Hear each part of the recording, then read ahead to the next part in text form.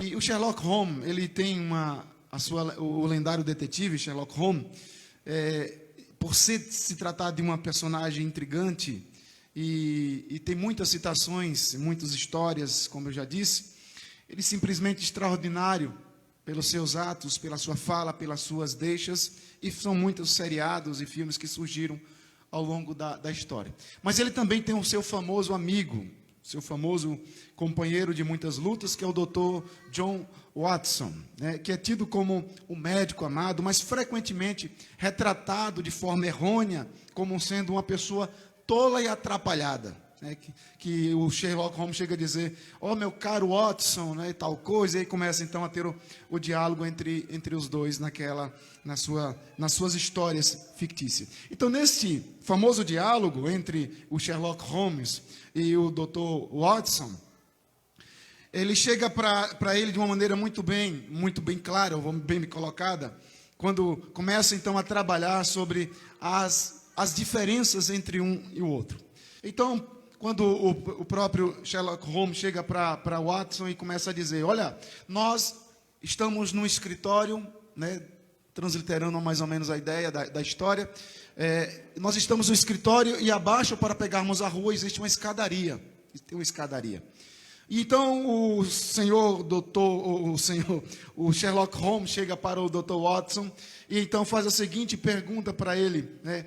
Isso nos conduz aos corredores, etc. e tal. Mas existe essa escadaria tem ela aí. E ele pergunta: "Quantas vezes o senhor já passou por essas escadarias, pelo corredor, e principalmente pela escadaria?" Ele diz: "Olha, eu devo ter passado mais de 100 vezes. O Dr. Watson responde: "Já passei para mais de 100 vezes por essas escadarias." Então, o Sherlock Holmes então disse: "Quantos degraus são formados esta escadaria? Quantos degraus tem essa escadaria?" Então o caro Dr. Watson responde: "Não sei, eu não sei." Então o Sherlock Holmes diz: "Aí está a grande diferença. Você não observou, no entanto, você viu. Você não observou, embora você tenha visto as escadarias, aquelas escadas, os degraus." E exatamente nesse ponto que desejo chegar, disse Sherlock Holmes. Pois bem, são 17 degraus que existe aquela escadaria, porque eu não só vi, como o observei. Eu não apenas vi, mas observei os degraus daquela escada. Poderia então fazer uma alusão aqui à escadaria da igreja. Quantos degraus existem na escadaria da igreja? De repente, um ou outro irmão poderia ter condição de dizer o número exato, porque muitas vezes nós vemos, mas nós observamos, mas nós não vemos. Nós vemos, mas não observamos, ou vice-versa. Nós temos que tomar, de certa forma, cuidado. Por quê? Porque quantas vezes você já ouviu essa frase? Você vê as coisas, mas você não observa. De repente, quem é casado consegue mais ou menos deduzir nesse teor as perguntas, né? Muitos homens são assim: abre a geladeira, cadê o negócio? Está aqui o ketchup, cadê a maionese? Está lá mordendo o cara, mas você vê, mas você não observa o que está lá dentro, não consegue observar. Cadê a camisa, etc. e tal. Então, de repente, alguém pode chegar e falar também: você fala, mas você não consegue se comunicar. Você fala, mas você não se comunica, ninguém consegue entender o que você fala. Ou alguém pode também, de fato, dizer: ele ouviu, ou ela ouviu, só não conseguiu escutar. Ouviu, mas não conseguiu escutar. Então, são tantas as linhas, e pegando essa história do Sherlock Holmes e do Dr. Watson, sobre muitas das nossas ações que nós vemos, mas nós não observamos, que nós ouvimos, mas nós não escutamos, que nós, de fato, falamos, mas não comunicamos. São muitas as áreas que poderíamos trabalhar. E esse texto me chama muita atenção, porque é exatamente essa ideia que Jesus coloca para esse homem. E esse texto, ao meu ver, descreve, de fato, uma das situações mais hilariantes do Senhor Jesus. É hilariante, mas uma das mais engraçadas das curas que o Senhor Jesus Cristo provoca ou produz na vida do ser humano, e ao mesmo tempo chega a ser esquisita, Por quê? Porque o Senhor Jesus Cristo cura um homem que é mudo, surdo, e lhe diz para não falar para ninguém a respeito do que fora feito. O cara nunca falou, de repente, o cara tinha dificuldade de falar. Em alguns textos vai dizer, no verso 32, né, então trouxeram um homem mudo e surdo que tinha dificuldades para falar. Né, alguns textos do original, algumas versões vão colocar assim. Mas o fato é que Jesus Cristo cura o rapaz que falava, ou pelo menos que há um bom tempo não falava, mas agora ele se encontra com o quê? Com uma ânsia, um desejo tão grande de falar. E Jesus disse, não fala nada para ninguém não, fique quieto. Não fala nada para ninguém não. Imagina a situação. O homem até então falava com muita dificuldade, ou muitas dificuldades, mas Jesus, porque é gago, a Bíblia diz que ele é gago. Então quem é gago é porque fala alguma coisa, né? De repente ele não escutava, mas o que ele conseguia escutar ele falava, mas falava de maneira gaga e é motivo de chacota. Era motivo de chacota. Então o Senhor Jesus Cristo chega para ele e diz assim, tu foi curado, mas tu não vai falar mais nada.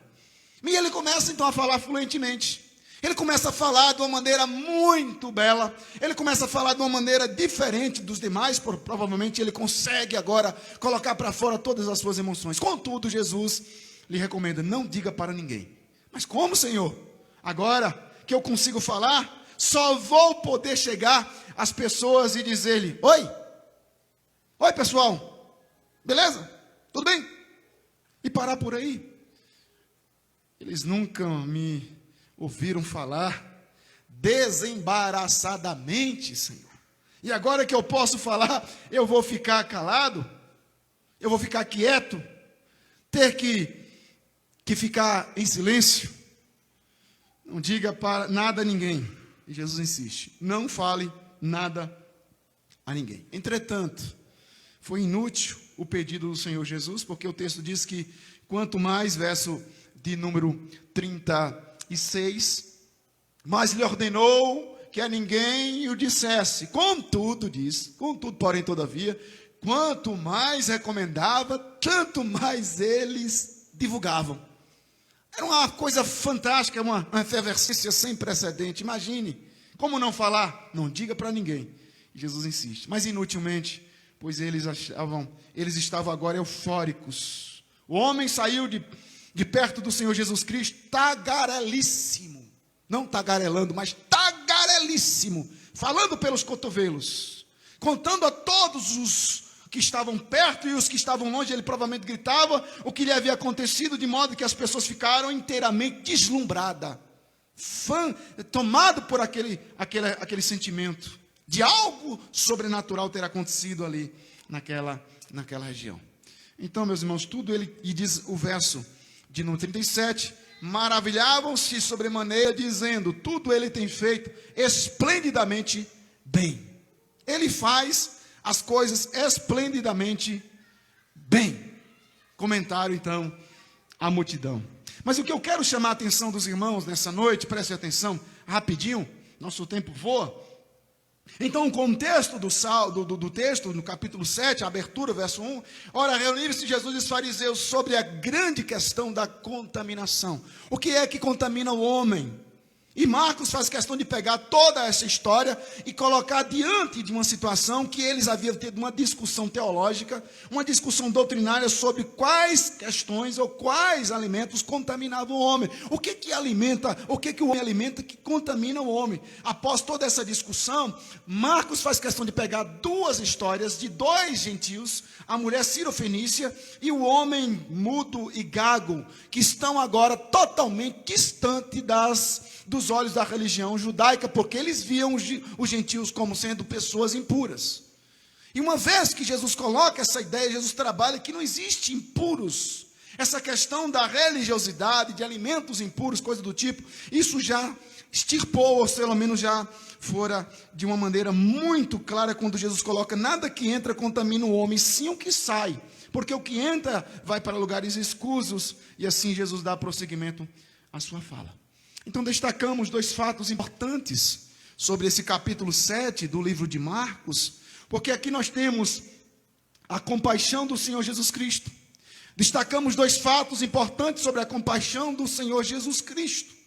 A primeira questão que nós vemos nesse texto, que revela para nós, no capítulo 7, verso 31, nos mostra que Jesus Cristo agora revela sua benevolência em Decápolis. Se os irmãos bem prestarem atenção, o que nós estamos querendo mostrar, de novo se retirou-se da terra de Tiro e foi para Sidom até o mar, através do território de Decápolis. Se nós pegarmos o capítulo 5, versos de 1, capítulo 5, de 1 até o versículo de número 20, nós temos Jesus Cristo em Decápolis, só que Jesus Cristo agora está expelindo o demônio daquele jovem gadareno, daquele homem gadareno, e os próprios de Gadara fizeram o quê? Expulsaram Jesus, que eram 10 cidades próximas uma das outras, e a economia deles eram baseadas em criações de porcos.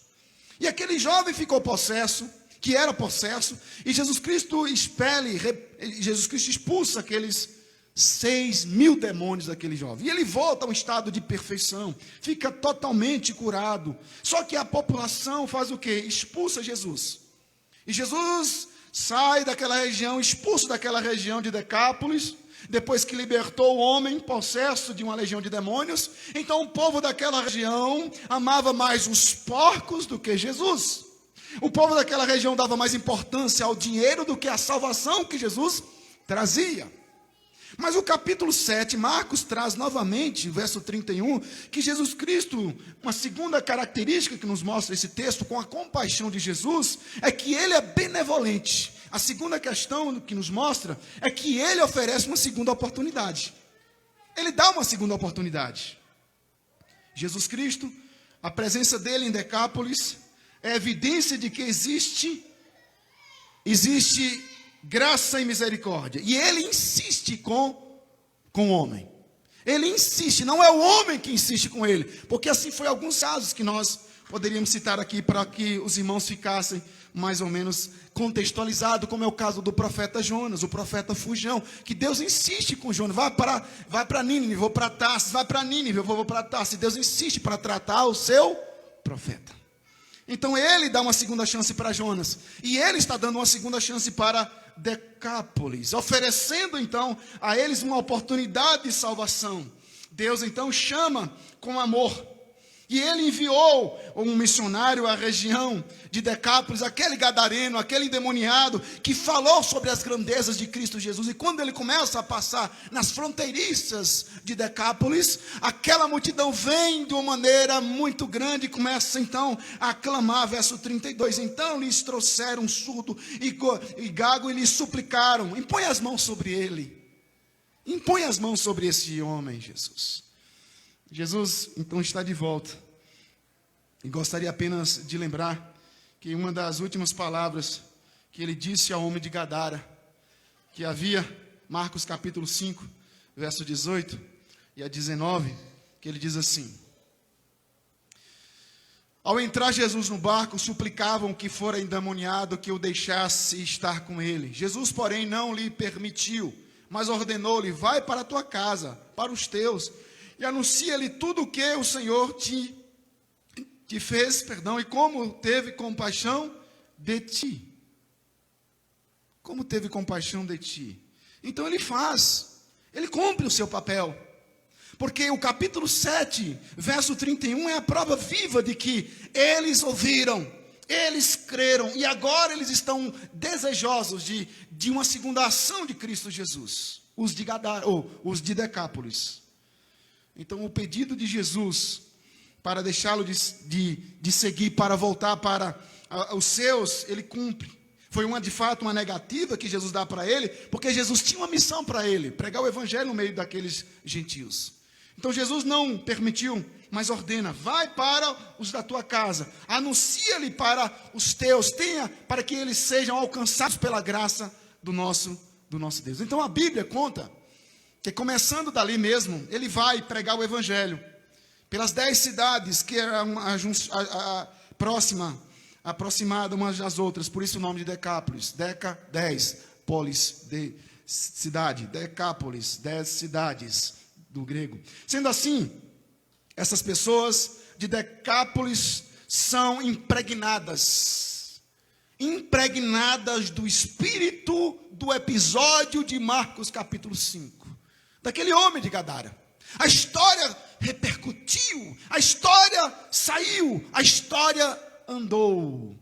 O surdo gago, liberto por Jesus, agora se aproxima, chega diante de Jesus. Então, voltando para o texto, nós temos aqui um desafio muito grande para esse texto nos revelar, ou pelo menos o Espírito Santo nos revela as verdades, as lições que precisamos tirar desse texto. O surdo gago liberto por Jesus. Ele volta para a casa saudável. Ele volta reintegrado à vida. Tem uma mensagem a pregar. Um milagre de sanidade mental e espiritual aconteceu com aquele rapaz. Aconteceu nele. Deixando os habitantes daquela cidade perplexos e estupefatos diante do quadro apresentado.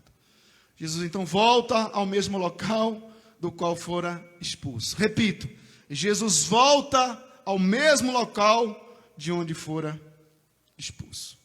É muito provável que este homem lacrado, fechado, como um cofre, tivera os sentidos bloqueados em razão de algum trauma muito forte. Porque a Bíblia diz em outra versão que ele falava, que ele tinha dificuldades para falar porque ele era gago. E essa expressão do termo gago aqui, uma pessoa que fala com dificuldades, ou pelo menos assim que nos apresenta o texto.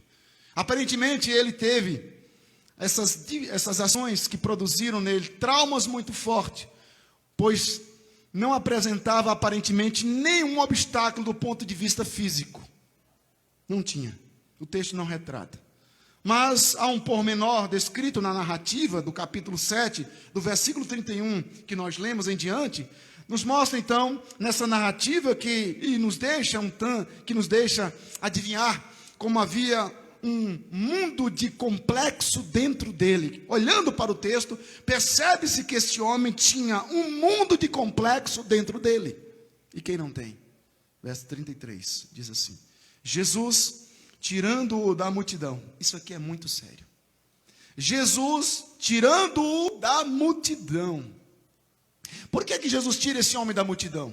Qual motivo, razão e circunstância que levam o mestre? O mestre não podia ter curado ele no meio daquela multidão? Claro que sim, porque aquela multidão ouviu falar do milagre que Jesus Cristo fez com o gadareno. Eles de fato olhavam para Jesus e percebiam em Jesus o verdadeiro curandeiro, curador, profeta, se assim os irmãos quiserem. Mas o verso 33, Jesus então não cura na presença de outras pessoas. Ele o tira da multidão. E o fato de havê-lo tirado do meio deles, do meio daquela multidão, parece então denunciar que ele está debaixo de complexos enormes, não se encontrando preparado para receber um milagre publicamente, ser objeto de observação, de repente, de estudo, de olhares curiosos, de olhares críticos, de olhares criteriosos, ser objeto de estudo de repente. Jesus então comunicou a graça a este homem no seu particular, no seu individual, mais afastado. Jesus o tirou da multidão.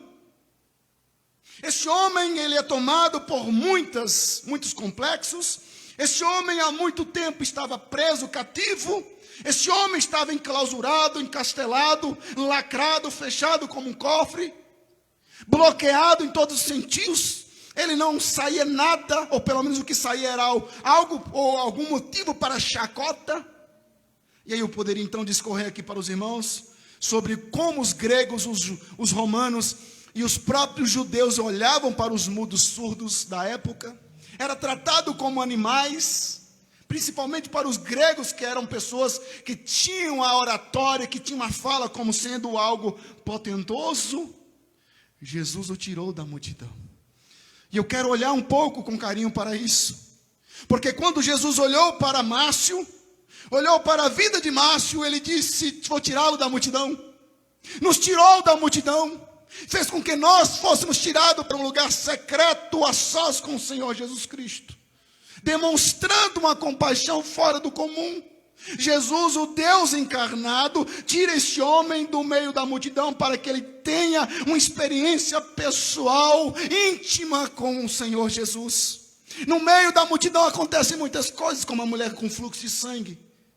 Mas no meio da multidão acontecem também as dúvidas, as incertezas, as incredulidades e outras coisas mais. E é por isso que Jesus olha para mim, olha para vocês e nos tira do meio da multidão para que algo sobrenatural aconteça conosco. Alguns tipos de fragilidade nele que o inibe, que o impede de se expor, de deixar ver. E Jesus, de alguma forma, com toda a sensibilidade que lhe é, porque divino, esse ser maravilhoso, que compreende todas as nossas dificuldades, todo o seu respeito pela complexidade humana, Jesus é fantástico em todo em seu ser. Ele olha para aquele homem e chega a essa conclusão: não posso curá-lo no meio da multidão.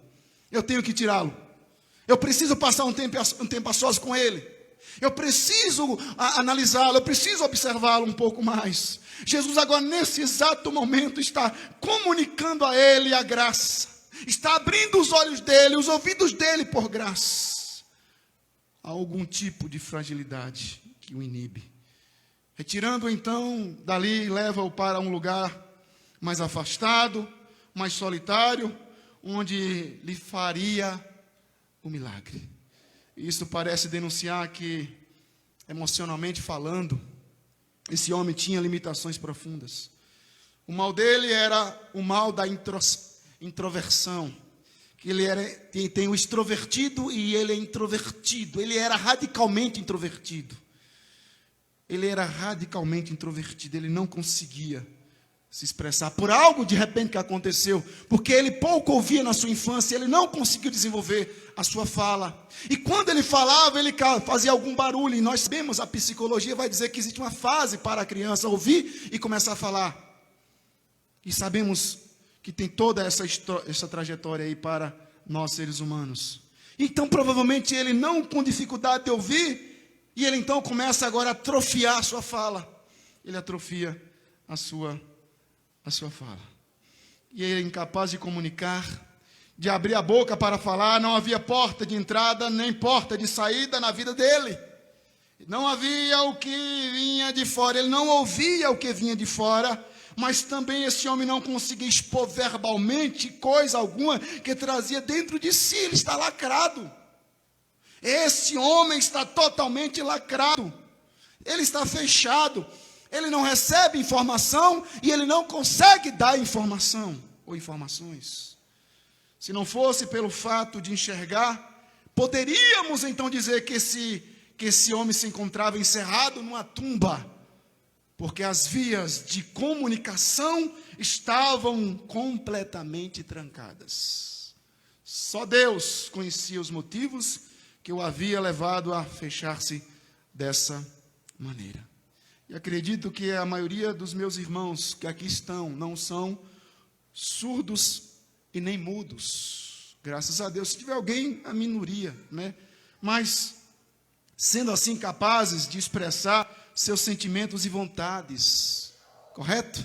Eu penso que os irmãos têm essas faculdades de ouvir e também de falar diferente do homem do texto. No entanto, sendo você uma pessoa com as suas faculdades de fala e de audição liberada, no entanto, você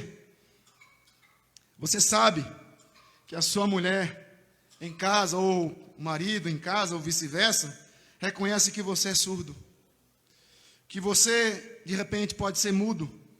Você deve ter consciência da dificuldade enorme que ela ou ele tem enfrentado inutilmente em se fazer ouvido por você.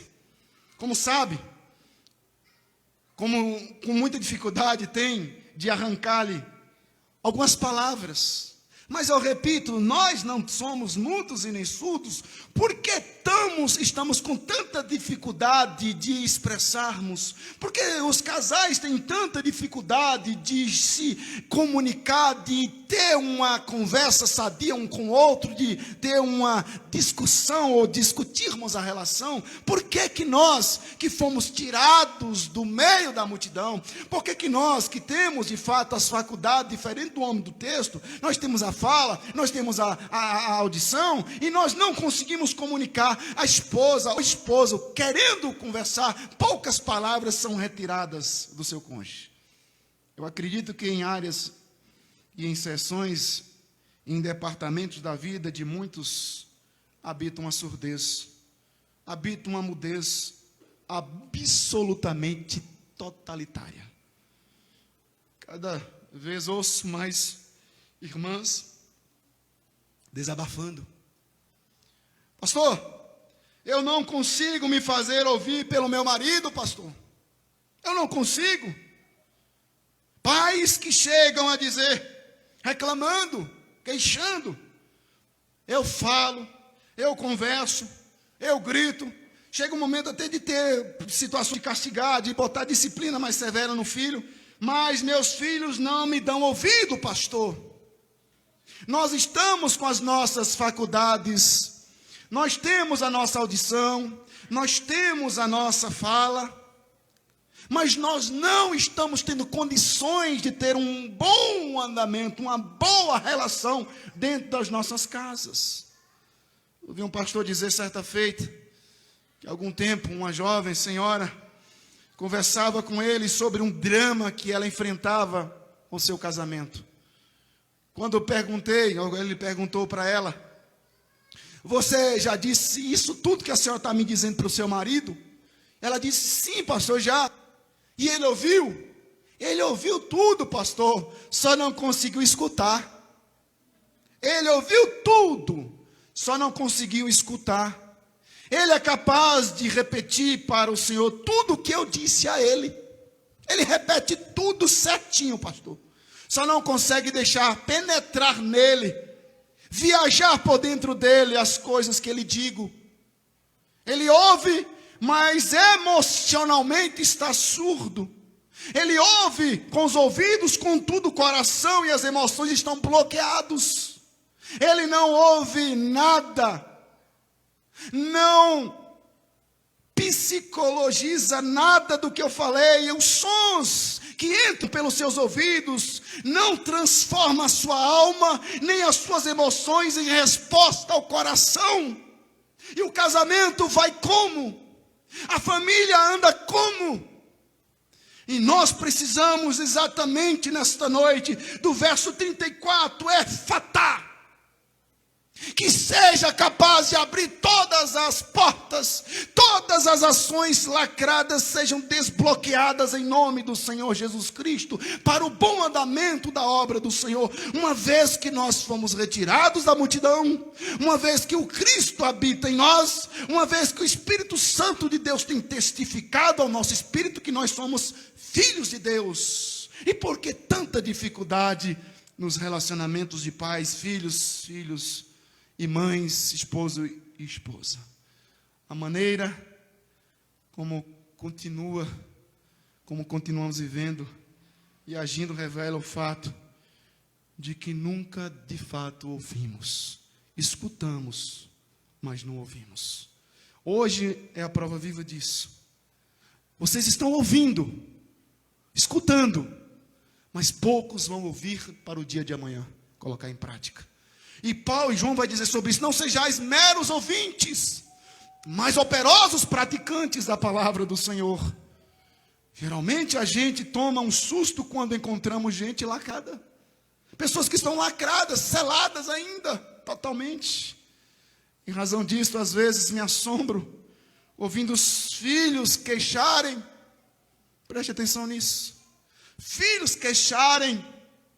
Quando existe um filho de 27 anos, ou 28, ou 30, enfim, e os pais, o pai de 62, 65, 50, não sei, mas ele chega a dizer assim: eu nunca ouvi meu pai abrir a boca para dizer eu te amo, filho. O homem está lacrado. O homem está lacrado. E nós precisamos, irmãos, eu disse isso numa visita que eu fiz ontem à noite. Nós nunca sentimos tanto o cheiro da morte como nos nossos dias. Não deixe para amanhã, para você falar para o seu filho, para a sua filha, para o seu esposo, para a sua esposa, para quem de fato você ama, que você o ama. Outras vezes, senhoras, irmãs, desabafam, dizendo: a última confissão de amor que eu vi na minha vida, pastor, foi no meu namoro. No namoro, pastor. Nunca mais saiu nada daquela boca. Ele se fechou, se amordaçou, se lacrou, entrou num cofre e trancou-se. A porta de dentro está totalmente lacrada, tornando-se absolutamente impenetrável, pastor. Isso acontece em face de situações as mais variadas da nossa existência. Talvez, por que isso acontece? Primeiro, talvez porque aquela pessoa tenha sofrido um trauma como o desse rapaz do texto. É provável. Então, verso 33, Jesus tirando da multidão à parte. Talvez pessoas tenham dificuldade de falar, de ter uma palavra de afirmativa para o seu cônjuge, para o seu filho, porque de repente sofreu algum trauma. Um dia essa pessoa de repente se abriu, se deu, acreditou, tornou-se vulnerável, ouviu, falou, mas levou em troca uma cacetada tão violenta nas suas emoções, no meio das suas emoções, que resolveu nunca mais ouvir ninguém. Abrir a boca para nada, para externar os seus sentimentos, as suas emoções. Fechou-se. Será que esta é a sua situação? Será que em algum momento você fez uma palavra de afirmação, dizendo: eu te amo, e alguém de repente retrucou dizendo: o que eu vou fazer com o seu amor? Muitas vezes isso acontece. Meus irmãos, nós temos que tomar muito, mas muito cuidado. Será que um dia você foi tocado de mau jeito, ferido de alguma parte da sua alma por palavras malditas, e bum! Fechou-se por completo, fechou-se todo. Ao pregar essa mensagem, esse sermão nessa noite, acredito que a minha missão é pegá-lo, cada um de nós nessa noite, pelas mãos e levá-los até a presença daquele que está lá em Decápolis. E pedir a ele que coloque, que tudo pode fazer, que ressuscita mortos, que tudo pode fazer, que ponha sobre você, que ponha sobre a sua vida, sobre o seu casamento, sobre a sua família, sobre as suas emoções, salivas. Que passe a saliva santa sobre a sua vida, sobre as suas emoções, para que você possa se destravar, para que você possa se abrir. Nós precisamos disso, e como nós precisamos ouvir o suspiro, esse enorme, irreprimível suspiro do Senhor Jesus Cristo, essa vontade confessada de Deus, seu anseio mais íntimo de ver o milagre acontecer na minha casa, na minha vida, na minha família, no meu casamento, na vida dos meus amigos. Eu preciso. Verso 34 diz assim: depois, erguendo os olhos ao céu, suspirou e disse: Efatá, que quer dizer: abre-te. Jesus põe os dedos nos ouvidos do homem e unge a língua com saliva, olha aos céus, suspira e diz: Efatá, que quer dizer: abre-te. Jesus deu um profundo suspiro, e aqui do original grego, o suspiro significa estenazo. Estenazo é a mesma palavra encontrada em Romanos. Por favor, Romanos capítulo 8, 22. Romanos 8, abra comigo.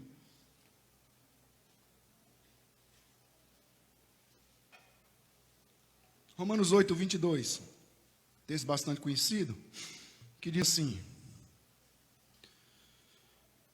porque sabemos que toda a criação a um só tempo geme, estenaz, e suporta angústia até agora. Verso 23. E não somente ela, mas também nós que temos as primícias do Espírito igualmente, gememos, Estenazo, em nosso íntimo, aguardando a adoção de filhos, a redenção do nosso corpo. 2 Coríntios, por favor, mais à frente um pouquinho. 2 Coríntios. Essa palavra ela é muito rara, ela acontece apenas nesses 3 textos. 2 Coríntios, capítulo 5, versos 2. Diz assim, 5:2, 2 Coríntios 5:2. E por isso, neste tabernáculo, gememos, Estenazo, aspirando por sermos revestidos da nossa habitação celestial. Verso 4. Pois na verdade os que estamos neste tabernáculo gememos, Estenazo, angustiados, não por querermos ser despidos, mas revestidos para que o mortal seja absorvido pela vida. O que esse Estenazo significa? O que essa palavra significa? Estenazo descreve o sentimento de alguém que sofre. Estenazo significa o sentimento de alguém que sente dor. E quando diz que a própria natureza está gemendo, ela está sentindo dor, dizendo: venha logo, Senhor Jesus, restaurar a criação. Ela está sentindo dores. Quando 2 Coríntios Paulo fala sobre o tabernáculo, ele está dizendo que ele está sentindo dores por causa do pecado. Ele está sentindo dores horríveis e nós precisamos dizer: venha logo, Jesus. Estamos suspirando, suspiro profundo, Estenazo, suspiro que provoca em nós dores. E Jesus sentiu a dor do isolamento imenso deste homem. E isso afetou o próprio Jesus.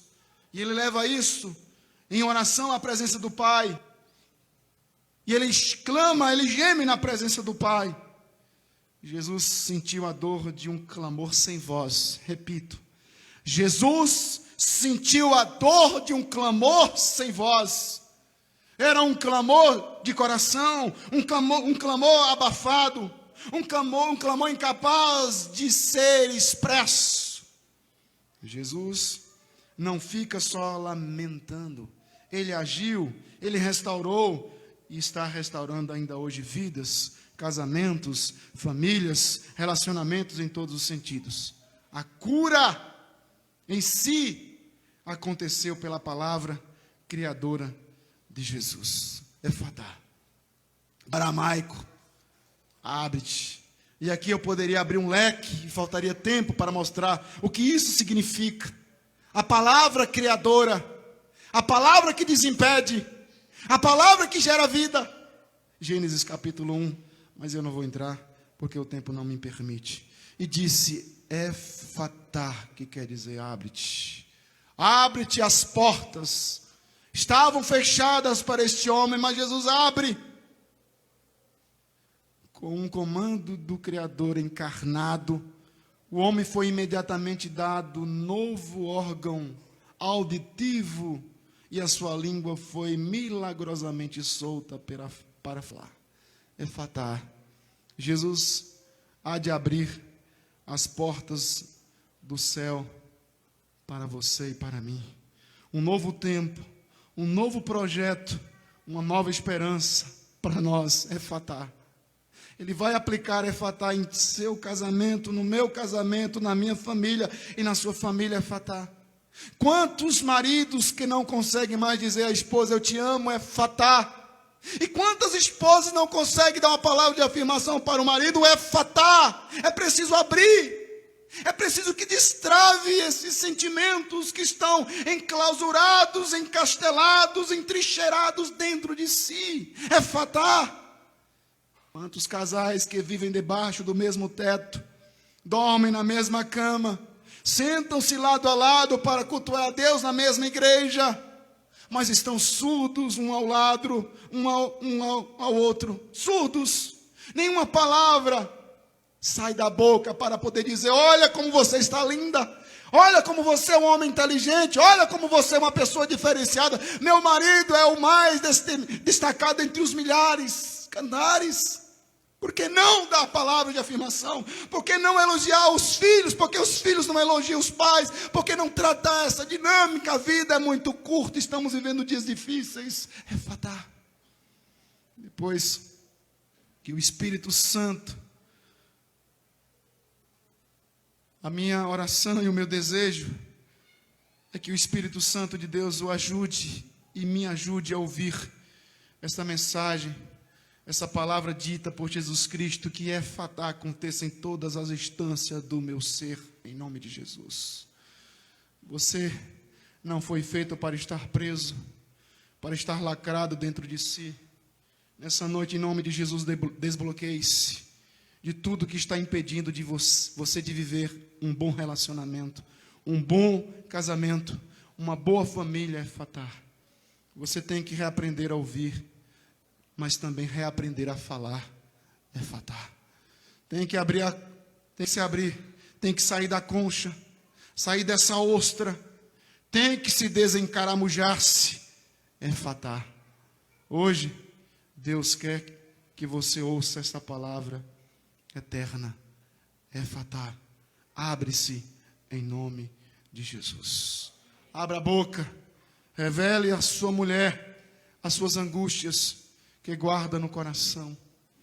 Eu vi com pesar uma história que muito me chamou a atenção e compartilho para concluirmos nessa noite. O pastor foi procurado, certa feita, pela esposa, porque dizia que o seu marido não a procurava mais.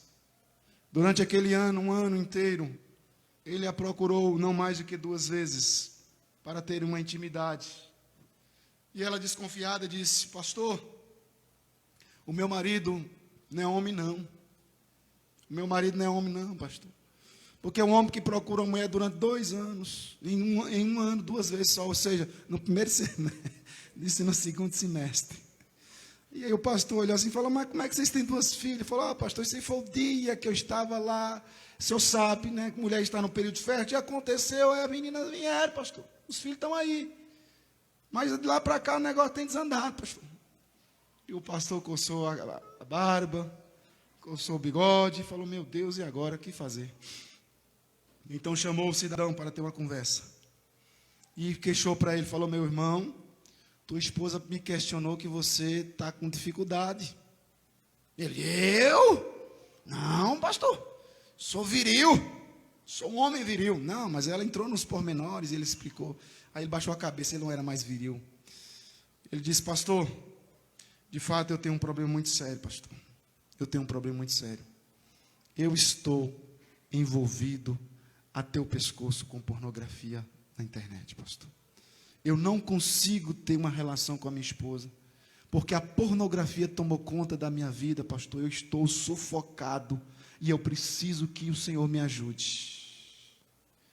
Abra a boca, revele-se as suas angústias que guarda no seu coração. Nós enfrentamos tantas dores de almas, tantas coisas acontecem dentro de um casamento, dentro de uma casa, entre filhos e pais, que nós levamos isso muitas vezes para o túmulo.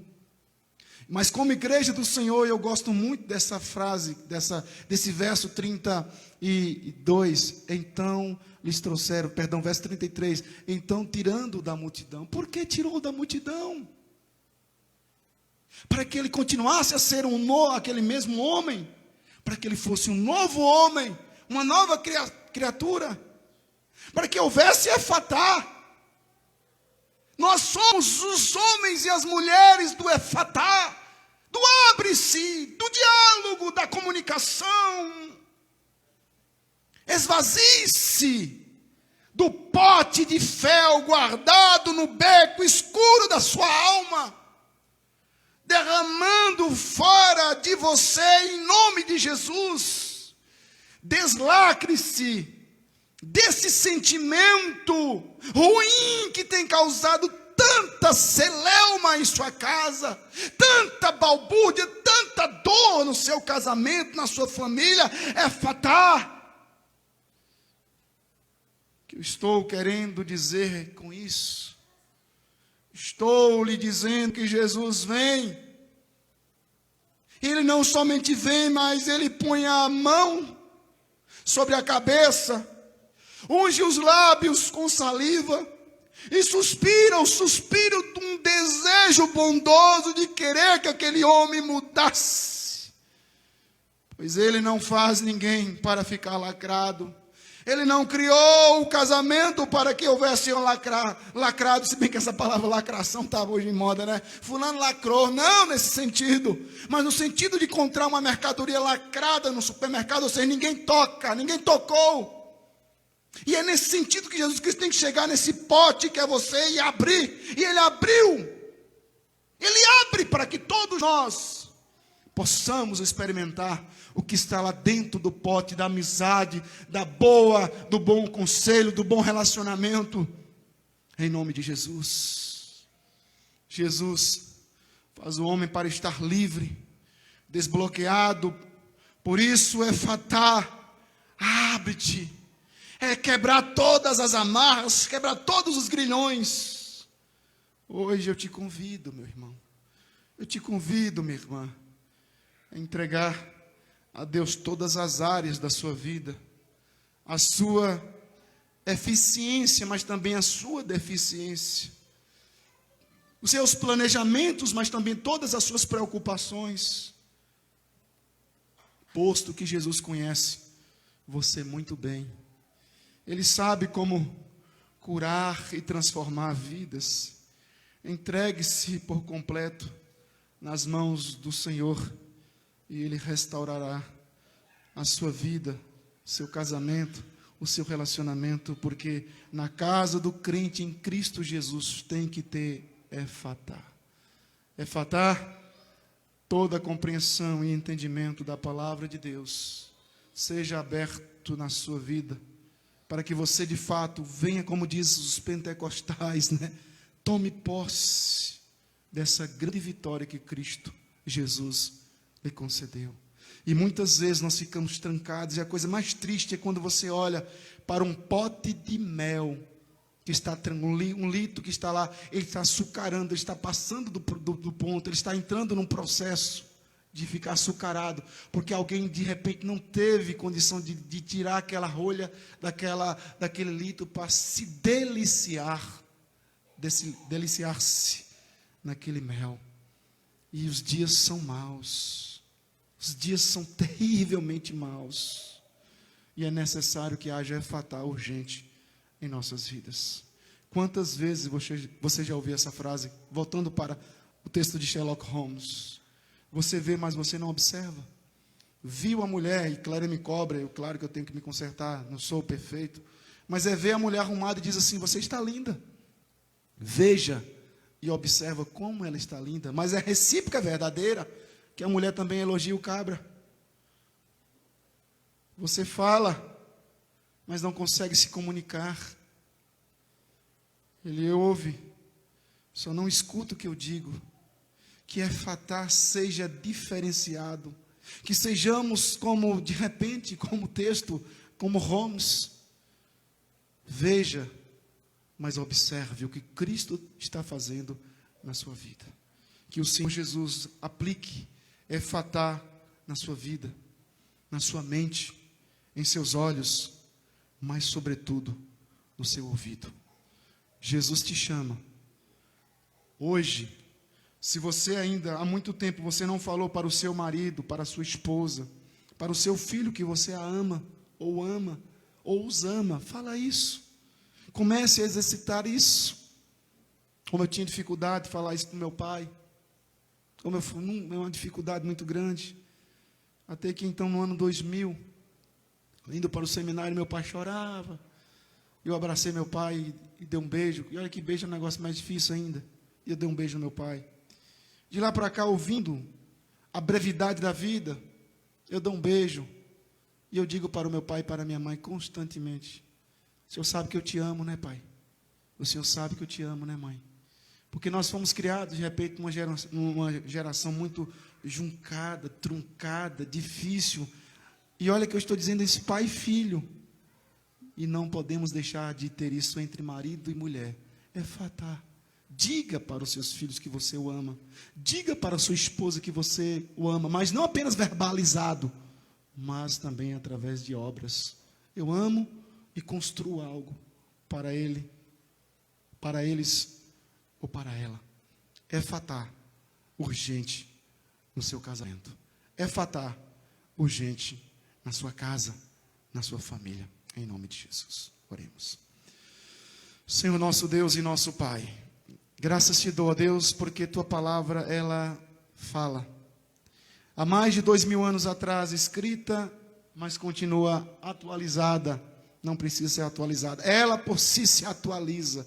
Porque o Espírito que a escreveu, que deu a inspiração, tem atualizado para nos ensinar como nós devemos nos comportar, como o povo que foi tirado da multidão. Meu Deus, em Cristo Jesus.